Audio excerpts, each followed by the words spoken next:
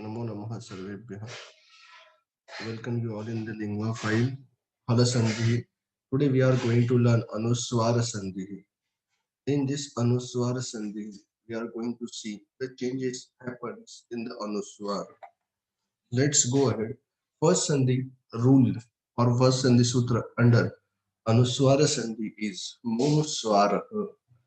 आठवां अध्याय तीसरे पाद का 23वां श्लोक.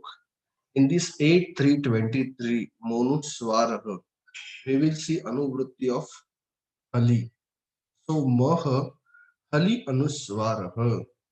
Mah is in Shashti Vibhakti. So changes will take place in the place of Ma, Kara. Hali, any Vyanjan come in front of Ma, Anuswara. The activity is indicated in Prathama, it will change to Anuswara. Makarasya, or we can say Mantasya, Padasya, Anuswara, Hali, Harim Vande. Harim plus Vande whenever is there. Harim के आगे वंदे का व व्यंजन आया हुआ है, इसलिए हलंत म का अनुस्वार हो जाएगा हरिम वंदे. या वनम गच्छति कह सकते हैं, वनम अधिक गच्छति है तो वनम में जो हलंत म है उस हलंत म का अनुस्वार हो जाएगा, इट विल बी वनम गच्छति. Now in this way we can understand this entire thing easily, that whenever we are seeing the writing rules of Sanskrit, always we inform students कि अगर आगे कोई भी व्यंजन आता है तो अनुस्वार देना, हलंत म मत लिखना.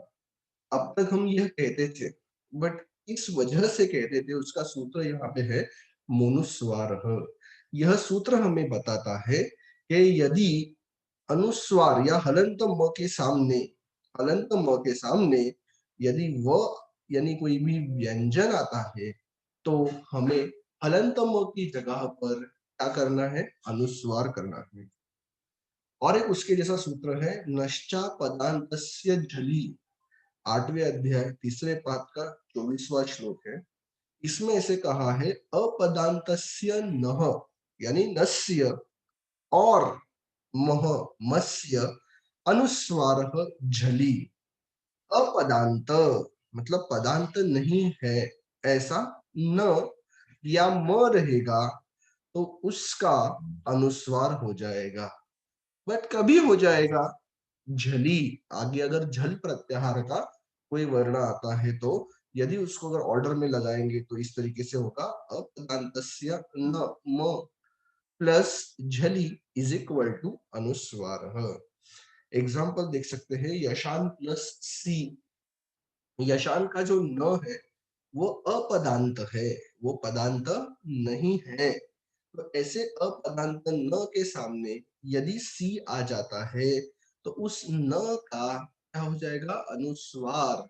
और इसीलिए हमें पद मिलेगा यशांसी. तो वो न जो है वो अनुस्वार में कन्वर्ट हो गया. नेक्स्ट इज मनान प्लस सी, तो मनानसी ऐसा हो जाएगा. और तीसरे एग्जांपल में हम लोगों ने लिखा है आक्रम plus स्यते, आक्रंस्यते, आक्रंस्यते. You can pronounce it as ma or na, it's up to you. Whatever is given you can pronounce na and ma to the anuswara, but while writing it should be written as a anuswara. So ये किसने कहा, नश्चा पदांतस्य झली.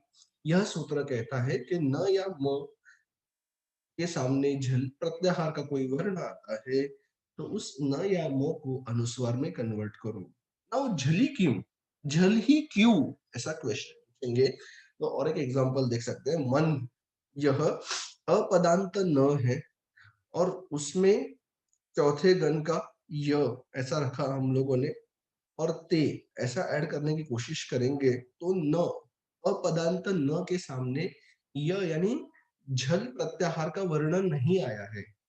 या वरट जो है वो झल में नहीं आता है, तो झल के परे जो वर्ण है य वो आया हुआ है. तो ऐसे कंडीशन में नश्चा पदांतस्य झली यह सूत्र नहीं लगेगा और इसलिए न न रहेगा, न का अनुस्वार नहीं होगा. इट विल बिकम मन्यते, नॉट मन्यते. pronunciation may sound similar, but while writing you cannot change that na into anuswara. You cannot follow the sutra nashta padantasya jhali because somewhere jhal is required in front of padanta na or ma. Yeah, so in this way we can understand this sutra in the proper manner.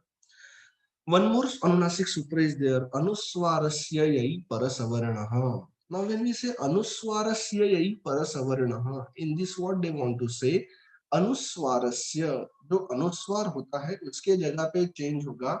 और क्या change होगा अनुस्वार के जगह पे?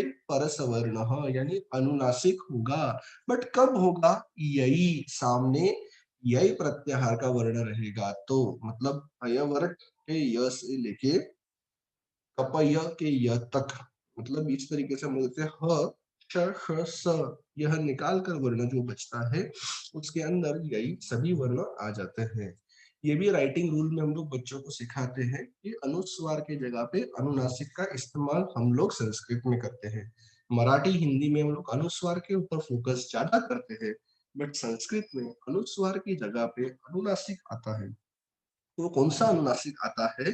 तो अनुस्वार के बाद में जो वर्ण है उस वर्ण के वर्ग का अनुनासिक आता है. जैसे गंगा में अनुस्वार के बाद गा है तो ग वर्ग के अनुनासिक का मतलब ंग, ये जो है उसका हम लोग इस्तेमाल करेंगे, इसलिए गंगा ऐसा हो गया.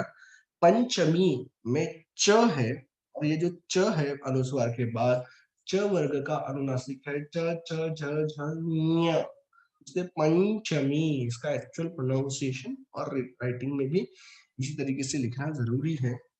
कंठ अनुस्वार के बाद ठ है मतलब ट वर्ग का वर्ण है तो उसका अनुनासिक अण, कंठ ऐसा उसका लिखने का टाइप और उसका उच्चारण स्थान हो जाएगा. चिंता, चिंता में हमें अनुस्वार दिख रहा है और वो अनुस्वार को न में कन्वर्ट कर देंगे बिकॉज त वर्ग आगे देखेंगे तो त आया है और उस वर्ग का अनुनासिक न है तो इसका चिंता हो जाएगा. उसी तरीके से कुंभ में भी देख सकते हैं हम लोग अनुस्वार के बाद भ है तो भ यानी प वर्ग का वर्ण है, उसका अनुनासिक आता है म, इसलिए कुंभ. जब भी अनुनासिक में कन्वर्ट कर रहे हैं अनुस्वार को तभी याद रखना है कि वो जो अनुनासिक है वो हमेशा हाफ हलंत होना चाहिए, आधा होना चाहिए. नेक्स्ट लेटर जो है उसको ज्वाइन कर देना है. कभी भी गंगा लिखते हो गंगा, पंचमी में य, कंठ में ण, चिंता में न और कुंभ में म, ये सभी अनुनासिक जो है वो हलंत हाफ ही होने चाहिए और वो ज्वाइन ही होने चाहिए. इसको कंप्लीट लिख नहीं सकते और उसमें कोई भी स्वर हमने मिलाया नहीं है. तो इस तरीके से ये दो राइटिंग रूल्स जो हम लोग बच्चों को सिखाते हैं संस्कृत में, वो राइटिंग रूल्स ये सूत्र के द्वारा हम समझ सकते हैं. एक तो मोनुस्वार है और दूसरा अनुस्वारस्य यई परसवर्णः, ऐसा सूत्र है जो हमें अनुस्वार के जगह पर क्या करना चाहिए वह अच्छे से समझाता है. एक ऑप्शन भी दिया उन्होंने यहाँ पे ये सूत्र कहने के बाद, वा पदान्तस्य, यदि पदान्तस्य अनुस्वारस्य, पदांत अनुस्वार है तो यही विकल्पेन परसवर्णः, आपको ऑप्शन है वेदर टू डू और नॉट टू डू. अनुनासिक कंपल्शन नहीं है. जैसे त्वम प्लस करोषि है तो त्वम ये अनुस्वार है बट इसके पहले के अनुस्वार पद के अंदर थे, गंगा में, शंकर में, कुंभ में, कंठ में, चिंता में. बट यहाँ पे त्वम आखिर में आया हुआ अनुस्वार है. मोनुस्वार आखिर में आए हुए म के बारे में बताता है कि क्या करना है, यहाँ पे आखिर में आए हुए अनुस्वार के बारे में बताया हुआ है कि आपको ऑप्शन है. अगर आखिर में आने वाला अनुस्वार है तो उसके आगे अगर यही है, यही प्रत्याहार का कोई भी वर्ण है तो आपको ऑप्शन है कि आप उसका अनुनासिक करो या न करो. जैसे त्वम प्लस करोषि में अनुस्वार के बाद क आया है तो क वर्ग का अनुनासिक है ंग. सो यू कैन डू त्वं करोषि और यू कैन कीप त्वम करोषि. Both the things are right. अब उसको त्वं करो भी करो तो फिर भी चलेगा, या त्वम रखो तो फिर भी चलेगा। अहम चिंतयामी, same thing will be there, अहं चिंतयामी, और यू कैन कीप अहम चिंतयामी। त्वम पश्यसि, त्वम पश्यसि, बिकॉज प वर्ग का अनुनासिक भी म है और एक्चुअल में भी म आता है, तो दोनों तरीके से त्वम पश्यसि हम लोग प्रोनाउंसिएशन में तो रहेगा, लिखने में एक में हलंत म लिख सकते हैं या ऑप्शनली एज इट इज अनुस्वार रख सकते हैं। विमानन डयते, ट ठ ड ढ ण, विमानन डयते, तो न के बाद ण बोलना बहुत डिफिकल्ट हो जाता है, but we can pronounce it विमानन डयते। एंड ताम तृप्यति, ये मोनुस्वार में चला जाएगा, और यहाँ पे मो का जो है वो हमें अनुस्वार करना पड़ेगा, ताम तृप्यति, उस तरीके से रिवर्स संधि भी दिखता है। So in this way we can understand जो अनुस्वार संधि है वो हमने यहाँ पे कंप्लीट कर दी है। Thank you so much. Accordingly we will meet in our next module for more संधिज एंड फॉर मोर सूत्रास। Thank you so much, bye everyone.